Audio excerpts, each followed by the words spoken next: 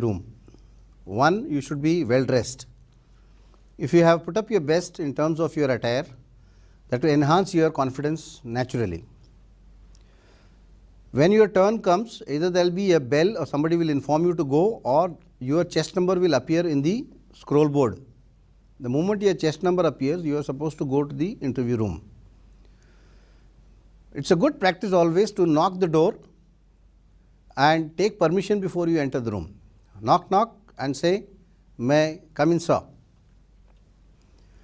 Also remember, sometimes the door may have a sticker there, pull and push. And out of nervousness, what happens is, instead of pushing, a candidate tends to pull the door.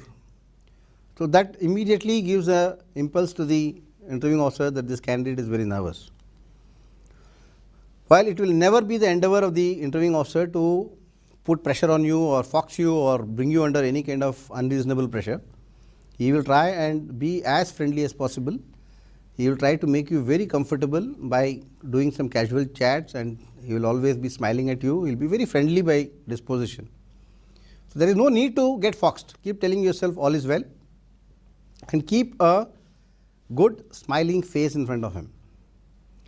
Once you knock the door, take his permission and enter, you will find that there is a chair which is quite far away from the interviewing officer. The purpose of putting the chair away is so that the interviewing officer can see you completely from head to toe and he can observe your body language. Like I said in the power of expression part, body language plays a major role in expression.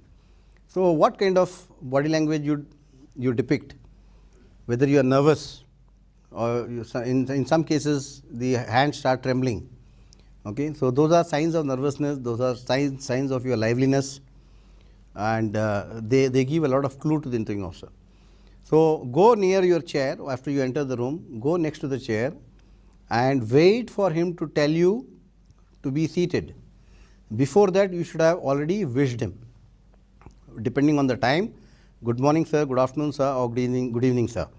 And then he will tell you, please be seated. Only then you sit.